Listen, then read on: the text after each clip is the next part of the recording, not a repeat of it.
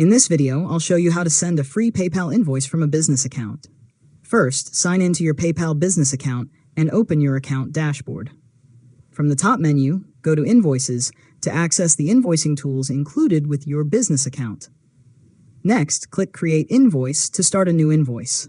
Select an existing customer or create a new customer by entering their name and email address. Once you've added the customer, begin filling in the invoice with the products or services you're charging for. After that, add each line item by entering the item name, quantity, price, and any applicable taxes or discounts.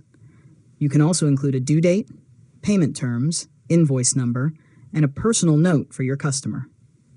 Take a moment to review all of the information carefully to make sure the invoice is accurate before sending it. Now, click Preview to see exactly how the invoice will appear to your customer.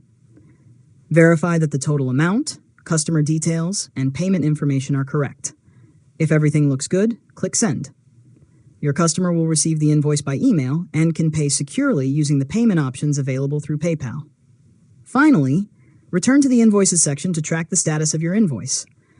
You can see when it has been sent, viewed, paid, or is still outstanding.